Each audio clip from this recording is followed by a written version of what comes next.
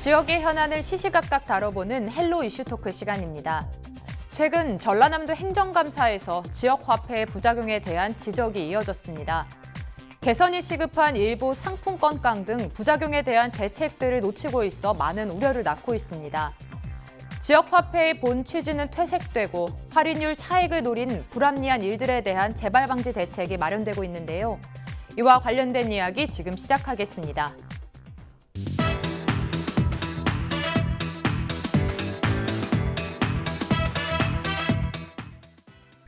네, 전남 22개 지역에서 지금 지역 화폐를 도입했는데요. 지금 어느 정도 환전율을 보이고 있습니까? 여기 자리 같이 하고 계신 조옥현 도의원께서 이제 최근에 그 데이터를 좀 공개를 하셨어요. 9월 말 기준으로 해서 지역사랑 상품권의 판매나 환전의 누계가 이제 우선 고흥과 장흥은 좀 이렇게 통계에서 제외해요. 왜냐하면 그건 올 10월부터 11월 사이에 발행이 시작됐으니까 의미 있는 통계가 없을 것 같고, 나머지 20개 시군의 누적 판매액을 보면 그게 622억 5,600만 원이라고 그래요. 이렇게 622억 원어치의 지역사랑 상품권이 팔려 나갔는데 이 중에 465억 5,100만 원 정도, 그래서 74.77% 정도가 환전돼 돌아왔다, 이런 통계를 발표를 하셨어요. 그 중에 이제 광양시가 판매액 23억 5,100만 원 전액이 환전됐고, 담양, 강진 이런 데들이 한 90몇 %씩, 그리고 곡성이 21억 4,900만 원 중에 20억 700만 원이 환전돼 가지고 93% 이런 건데요. 조금 이제 놀라운 거는 신안군 같은 경우에요. 총 판매된 지역사랑 상품권 중에 환전돼 돌아온 게 6.43%에 불과해요. 그리고 장성군이 32%, 보성군이 48% 이래서, 또 여수, 목포, 영광, 완도 이런 4개 시군의 경우에도 50%대에 머물러 있어서 좀 환전이 잘 되고 잘 유통이 되고 있는 데들이 있는 반면, 방금 말씀드린 신안군 같은 경우는 굉장히 충격적일 정도로 환전율이 좀 낮아서 거의 유통이 사용이 되고 있지 않다라고 하는 것들을 보여주고 있는 것 같습니다. 네, 그렇게 환전율이 썩 좋지는 않은 것 같아요. 이야기를 듣다 보니까. 전체적으로는. 네, 전반적인 환전율에 대해서 정리를 해주셨는데요. 네, 최근 행정감사에서도 지적하셨듯 이제 환전 차익을 놀리는 상품권강이 이야기가 되고 있는데요. 이 부분에 대해서 자세히 이야기 좀 해주시죠. 네, 먼저 우리 변호사님이 말씀하셨다시피 이제 환전율이 각 지역별로 차이를 좀 보이고 있는데, 거기에는 발행 시기와도 연관이 있을 것이고요. 그리고 가장 중요한 가맹점이 얼마나 많이 준비가 돼 있느냐는 큰 요인으로 작용을 할 수 있습니다. 신안군 같은 경우는 판매는 많이 됐으나 각 섬들로 이루어져 있기 때문에 그 자기 섬 내에 가맹점이 없으면 거기 가서 구입을 할 수가 없는 구조고, 그다음에 신안군의 분들이 대부분 어떤 생필품, 갑자기 쓰는 물건 말고는 거의 대부분 육지에 나와서 사기 때문에 그분들이 쓸 수 있는 신안군 내에서만 쓰는 상품권은 육지에 나와서 쓸 수가 없거든요. 그렇기 때문에 신안군 같은 경우는 그렇게 환전율이 낮을 수밖에 없는 그런 상황이 됐을 것 같고요. 그리고 이제 담양이나 이제 이런 부분들도 시골에 해당을 하지만 또 그런 데는 99%나 지금 됐거든요. 그래서 이제 여기는 육지에 있었기 때문에 가맹점이 좀 더 많이 골고루 분포가 돼 있어서 접근성이 좋았다고 볼 수 있겠고, 그리고 이제 한 가지 궁금한 거는 광양의 경우에 아까 100%라고 말씀을 우리 변호사님이 해주셨지만, 이게 2008년부터 시행이 됐고 지금 광양이 유일하게 카드 형태의 그런 지역사랑 상품권으로 제가 알고 있습니다. 그래서 이건 이제 제가 조례를 만들 때부터 이런 부분들을 다양하게 우리가 지류식, 카드식, 그 다음에 모바일식 이렇게 다양하게 좀 앞으로 진행을 해야겠다고 이제 얘기를 먼저 시작을 했던 부분인데, 광양의 경우가 카드여서 아무래도 환전율이 더 높았지 않았나, 그리고 카드로 됐을 때는 이렇게 부정 사용하는 방법도 훨씬 더 줄어들지 않았을까 생각을 합니다. 이번에 이제 행정사무감사에서 본원이 지적한 것은 그겁니다.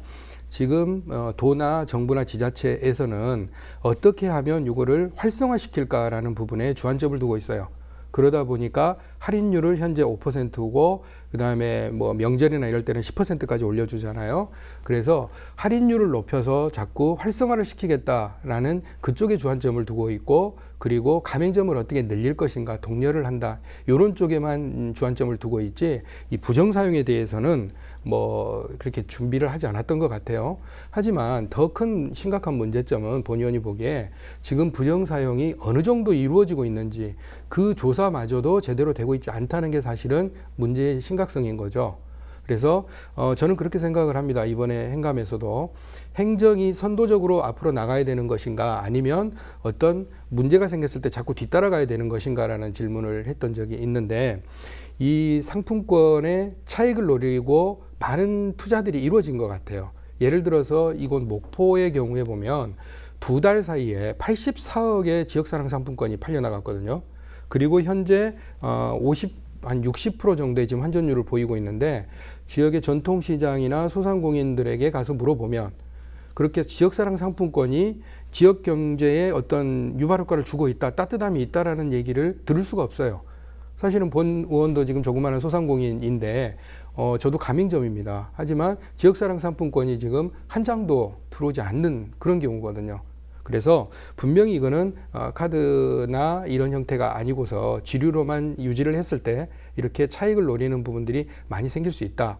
그리고 지역에서도 보면 어르신들이 이 3355 줄을 지어서 어떤 금융기관에 가서 그것들을 이제 사가지고 오시고 그거를 중간에 어떤 분한테 이렇게 넘기는 현장들을 많이 보셨을 거예요. 그리고 금융기관에서도 이 부분은 어느 정도 알고 있죠. 하지만 수사권이나 뭐 이런 게 아무것도 없는 금융기관에서 계도만 할 따름이지 그걸 뭐 어떻게 할 수 없는 그런 어떤 불편함도 있다고 현장에서 얘기를 들은 바가 있습니다. 네. 네, 좀 전에도 말씀해 주셨듯이 이제 지역 상품권을 네. 활성화시키는 데만 치중하다 보니까 이제 부작용에 대해서는 대비를 못한 건 아닌가 하는 이야기가 나오고 있는데요. 네. 이 부분에 대해서도 좀 자세히 이야기해 주시죠.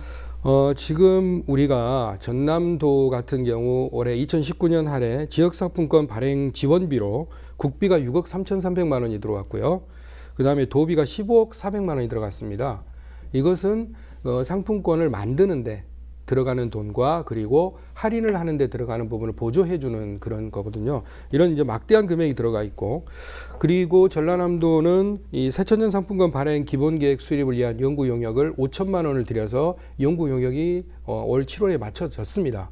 그럼에도 불구하고 이렇게 활성화 쪽에만 포커스를 줬고 이런 부작용에 대해서는 크게 논의된 바가 없었다. 하지만 그 연구 용역 결과를 보면 분명히 결론에 그런 부분들을 제시하고 있어요. 이러이러한 부작용들이 생길 수 있으니 이렇게 가는 것이 좋겠다라고 지적을 했음에도 불구하고 전라남도는 아직 22개 시군과 함께 그런 일들을 하지 않은 거죠. 네, 지금 부작용에 대해서 말씀해 주셨는데 혹시 뭐 법적으로 어떻게 해야 된다거나 이런 건 없습니까? 네, 그 소위 카드깡 이게 이제 불법이에요. 불법인데 어쨌든 카드깡 굉장히 오래된 역사고 이걸 사실 현실적으로 막을 방법은 좀 처벌을 통해서 막을 방법이 좀 있을 것 같지는 않고요. 그 지역사랑 상품권을 발매한 지자체에서 끊임없이 모니터링해서 이 부분을 좀 잡아내고 할 수밖에 없을 것 같아요. 그래서 이제 부정사용에 대한 부분들은 그러한데요. 근본적으로 좀 지역사랑 상품권 자체가 좀 활성화될 수 있는 방법들을 찾는 것, 이게 우선일 것 같고 그 문제에 대해서 좀 더 집중적으로 논의를 해야 되는 게 아닌가 싶어요. 아까 이제 의원님께서 그 광양이 뭐 환전율 100%인 거를 이제 좀 이야기를 하셨는데, 그런데 한편으로 보면 광양은 15만 도시의 판매량이 23억에 불과해요. 강진군이 84억이에요. 사용량이 많지 않다라는 거거든요. 그러니까 그러면 이제 광양은 왜 그래 환전율이 높은가? 첫째는 뭐 상품권의 형태 자체가 그러기도 할 거고, 지금 광양에서 광양사랑 상품권이 유통되는 실태들을 보면 대부분 관이 주도해요. 관 아니면 포스코가 주도를 해요. 매 시기마다 광양시가 구매를 해서 어떤 형태도 좀 분배를 해주고, 포스코가 이걸 구매를 해서 그 직원들한테 주면 직원들이 이걸 들고 시장에 와서 회도 먹고 뭐도 하고 이렇게 해서 이걸 사용을 하고 있어요. 그러니까 그 카드 형태이기 때문에 깡이 상대적으로 좀 어려워서 환전율이 높을 수는 있을 텐데요. 이렇게 관이 주도하는 형태가 되다 보니까 사람들이 실질적으로 필요성을 못 느껴요. 아까 의원님께서는 가맹점의 어떤 요구들을 말씀하셨는데, 사실 어찌 보면 가맹점 입장에서는 손님이 많이 오는 게 혜택인 거잖아요. 시민들이 뭔가 이걸 쓸 수 있어야 돼요. 그러니까 광양사랑 상품권을 들고 있으면 광양에 가서 구매를 해야 되잖아요. 자기의 원래 신용카드를 가지면 순천이나 여수 가서 구매를 할 수 있는 걸 다 구매처 자체를 광양으로 한정하자라고 하는 게 지역사랑 상품권의 원래적인 의미일 텐데, 그러면 시민들이 이걸 쓸 수 있어야 돼요. 이게 쓰는 게 재미가 있어야 돼요. 말씀해주신 것처럼 지역마다 이제 환전율이 뭐 저조한 지역이 있고 좀 좋은 지역이 있습니다. 그렇다면 이런 대안이나 방법들이 좀 지역마다 달라야 되는 거 아닌가요? 그러겠죠. 그러니까 아까 이제 신안의 경우 섬이기 때문에 좀 사용이 덜 됐을 거다라고 하는 지리적인 특성들을 말씀해 주셔서 그 면도 있을 거예요. 근데 한편으로 생각해 보면 이게 전체 환전율이 6.4%라면요. 굉장히 좀 수억의 그 지역사랑 상품권이 장롱에 자고 있다는 이야기거든요. 이게 자기가 돈 주고 산 것 같으면 그리 안 할 거예요. 뭔가 지자체에서 다른 형태로든 그 구매를 해서 그냥 뿌려주는 형태였던 것이지 실질적 구매가 이루어지거나 실질적 소비를 위해서 구매를 한 게 아니었을 가능성도 있는 게 아닌가라는 생각 좀 있어요. 그래서 지금 지역사랑 상품권의 일정한 비율을 높이기 위해서 지자체가 관주도록 하고 있는 이 모든 것들이 상당히 좀 문제가 있는 거고, 그래서 빨리 아까 이제 의원님 말씀하셨던 대로 가맹점이 빨리 늘어야 돼요. 이거 아무데나 가서 쓸 수 있도록 해야 되고요. 가맹점 입장에서는 이거 하나 해놓는 게 불편함이 없을 거예요, 사실은. 그러니까 신용카드 가맹점인 경우와 지역사랑 상품권 가맹점으로 등록을 하는 게 큰 차이가 없다면 해둘 거 아니에요. 단 한 사람이라도 그거 해두면 한 사람이 더 받을 수 있는 건데, 그렇다면 가맹점의 입장에서는 안 할 이유도 없는 거다. 굳이 유통이 적은데 할 이유도 없지만 굳이 안 할 이유도 없는 거다. 그렇다면 그 각 시군에서 조금 더 적극적으로 홍보하고 계도하고 노력해서 가맹점 숫자를 늘려서 갖고 있는 상품권을 언제든지 활용할 수 있는 그 토대를 마련해 주는 게 우선일 것 같고, 그 다음에 이제 그 사용자들, 시민들한테는 이걸 사용함으로 있어서 더 큰 좀 이익이 있다라고 하는 것들을 좀 심어줄 필요가 있고, 이렇게 하면 좀 활성화되지 않을까라는 생각이 있습니다. 네, 조 의원께서 올해 지역화폐 관련해 조례안도 대표 발의하셨잖아요. 지금 네. 어떤 상황입니까? 지금 이제 그러니까 올 6월 달에 이제 조례안을 발의를 했고요. 거기 보면은 이제 안 11조에 보면 전라남도 지역화폐 센터 설치에 대한 근거 조항이 있습니다. 지금 이제 제가 이 조례에서 이 조항을 만든 이유는 이렇게 22개 시군지자체에서 각각 지역사랑 상품권 발행을 하는데 전라남도 차원에서 이거를 종합적으로 모니터링하고 정책을 제대로 가고 있는지 또는 새로운 정책이 필요한 건지를 봐야 되는 그런 기관이 필요하거든요. 그래서 지역화폐 센터를 설치하도록 했는데 아직 전라남도에서는 거기에 따른 특별한 움직임이 없는 상황이고요. 그리고 그때 조례를 만들 때 제가 지류화폐만으로 할 것이 아니라 어떤 카드 형태나 모바일 형태까지도 고려를 해야겠다. 자, 지류화폐를 했을 때 발행 비용이 사실은 제일 많이 듭니다. 그리고 카드 형태나 모바일 형태는 발행 비용이 그렇게 많이 들지 않거든요. 그리고 부정 사용도 훨씬 줄어들 수밖에 없습니다. 저희가 지금 카드 이 지역사랑 상품권을 냈을 때 현금 영수증 처리를 하게 되면 그거는 세원으로 들어갑니다. 하지만 현금 영수증을 요구하지 않으면 그때는 세원으로 들어가지 않습니다. 그냥 일반 매출이거든요. 그러면 일반 매출이기 때문에 부정 사용이 또 더 일어날 수밖에 없는 상황이 벌어지는 거예요. 하지만 카드 형태나 모바일 형태면은 자동으로 현금 영수증 처리가 되거든요.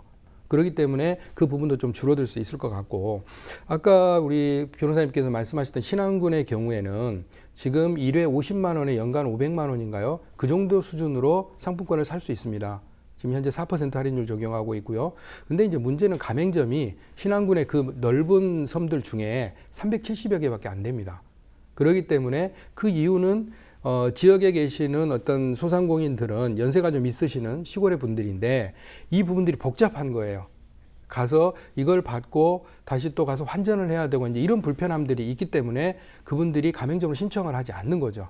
그리고 말씀하신 대로 가맹점 신청을 했을 때 나한테 특별한 이득이 없기 때문에 하지 않으시는 거거든요. 그래서 카드 형태나 모바일 형태는 그분들이 단말기를 뭐 구비만 하면 할 수 있을 테니까 크게 문제될 것 같지는 않고요. 그리고 아까 말씀하셨던 이제 관에서 주도해서 이렇게 나눠준다는 것이 이제 정책 발행이고요. 그러니까 이거는 정책 발행과 일반 발행 두 가지로 구분을 할 수 있습니다. 일반 발행은 우리가 보통 일반 시군의 주민들에게 그냥 살 수 있게끔 하는 거고, 정책 발행은 농어민 수당이나 어떤 복지 수당, 아동 수당 뭐 이런 형태로 어떤 반대급부의 형태로 이렇게 주어지는 것이 정책 발행이거든요. 그래서 정책 발행은 훨씬 더 정해진 양을 그대로 유통을 시키기 때문에 또 그분들이 그대로 지역 소상공인들한테 올 수 있지만, 일반 발행의 경우에는 구매자가 상품권을 사게끔 유도를 해야 되고, 그리고 그 상품권을 산 분이 가맹점에 가서 쓸 수 있어야 되고, 그리고 가맹점은 그거를 빨리 환전을 해서 자기 경제에 이득이 돼야 되고, 이제 이런 연결 구조가 좀 있기 때문에 이게 조금 불편하지 않겠나. 그래서 사실은 우리가 어떤 은행이나 금융기관에 가서 지역사랑 상품권을 사야만 되는 이 방식에서도 조금 벗어나야 되지 않겠나. 요즘 다 인터넷이 발전돼 있어서 자기 집에서 모든 것들을 할 수 있는데 바로 충전을 한다라든가 굳이 내가 안 가도 할 수 있는 이제 그런 형태가 필요할 것 같고요.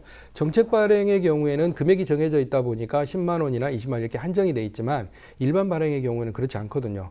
연간 살 수 있는 돈이 뭐 지자체별로 조금 다르지만 뭐 500만 원, 700만 원 이렇게 돼 있기 때문에 뭐 충분히 쓸 수 있는 어떤 유통의 토대만 마련이 되면 훨씬 더 많이 활용이 될 것 같아요. 그래서 지금 우리 지역화폐를 하는 취지가 그러지 않습니까? 말씀하신 대로 지역에 어떻게 하면 역에 유출되는 자본들을 지역으로 끌어와서 지역 소상공인 자영업자들에게 삶의 이득을 줄 것인가라는 부분 아니겠습니까? 근데 이제 우리가 보면 온누리 상품권이라고 있어요. 그리고 제로페이라고 있는데 조금 다르죠.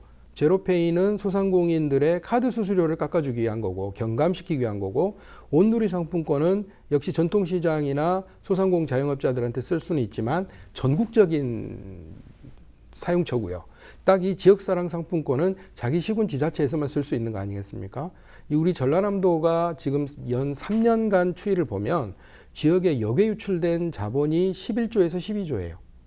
그러니까 지역의 총 생산과 총 소득의 갭이 11조, 12조가 된다는 얘기예요. 그럼 그중에 최소한 몇 %라도 우리 지역에서 돌게 만들면 지역의 경제가 훨씬 더 나아지지 않겠나라는 이제 그런 생각에서 출발한 게 이 조례고요.